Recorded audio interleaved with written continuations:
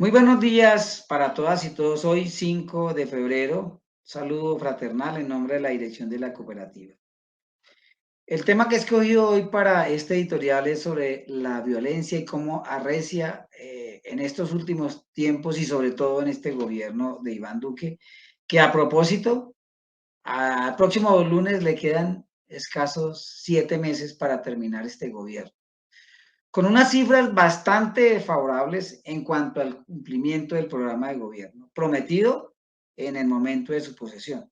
Es quizás el presidente en los últimos años, en las últimas décadas, con más bajo índice de popularidad, con escándalos de corrupción, con muchas críticas por la falta de claridad en el cumplimiento del acuerdo de paz y con ese rebrote de violencia que estamos viviendo en por lo menos 15 departamentos de nuestra Colombia, sin que hasta el día de hoy se tomen las medidas estratégicas para parar esa ola de asesinatos, de masacres, de desplazamiento y de amenazas, sobre todo a líderes y lideresas, defensores de derechos humanos, defensores del medio ambiente. Según algunas ONGs, el año 2021 fue el año más violento en nuestro país en la última década. 96 masacres con un saldo de 350 víctimas, un número mayor al del 2020 que fueron 91 masacres y 331 víctimas.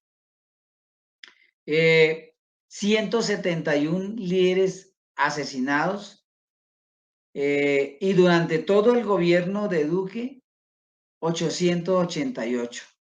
48 firmantes del acuerdo de paz fueron víctimas de la violencia en el año pasado, llegando a un número de 303 desde el año 2016 que se firmó el acuerdo de paz.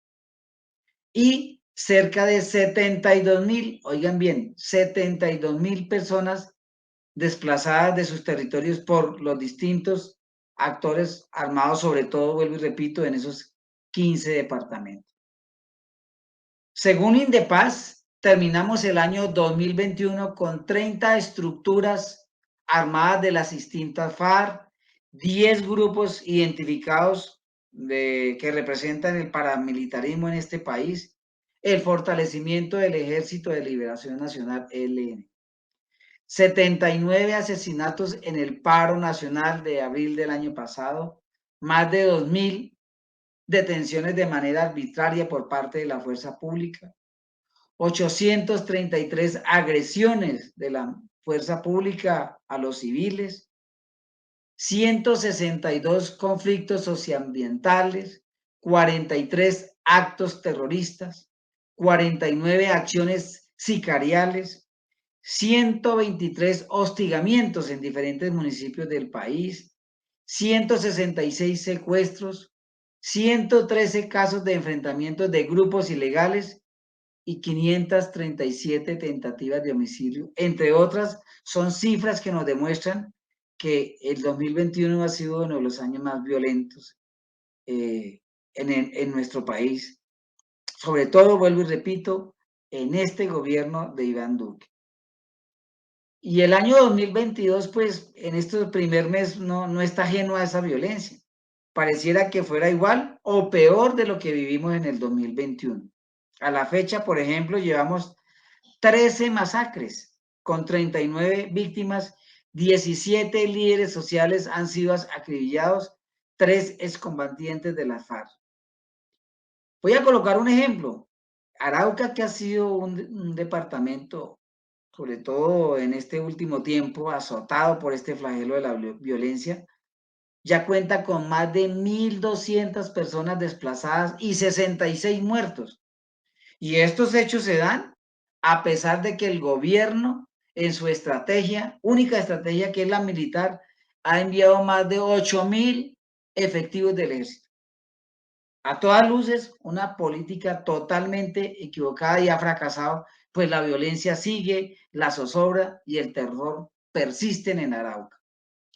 La coalición del pacto histórico, mediante un comunicado expedido el pasado lunes 31 de enero, ha responsabilizado a este gobierno por la grave situación de hechos que enturbian los derechos humanos y la vida de los líderes sociales en nuestro país y la política que este gobierno ha determinado para atacar esa violencia no da resultados.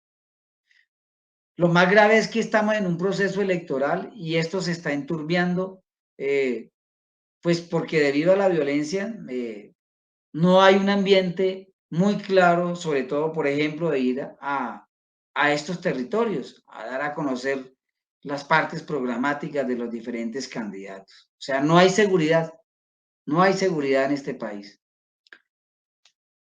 Total, arrecia la violencia sin que el gobierno diseñe esa política para frenar estas acciones, sin que los organismos encargados de investigar y juzgar como la Fiscalía, la misma Procuraduría, hasta el día de hoy hayan entregado un balance positivo sobre su gestión.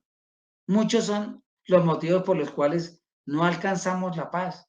Aún persisten. Todos esos motivos hoy en día son reales, como por ejemplo la desigualdad, la pobreza, la lucha por la tierra, el abandono del Estado, sobre todo en las zonas rurales, el narcotráfico, el desempleo, la falta de oportunidades, son algunas de las muchas causas que nos han mantenido históricamente en el conflicto y ha ocasionado que mantengamos constantemente en esa guerra y en pleno siglo XXI, en la segunda década, aún persisten estas causas, vuelvo y repito, sin que se avisore un programa, una política, una estrategia para solucionar esas causas que han ocasionado la violencia en nuestro país.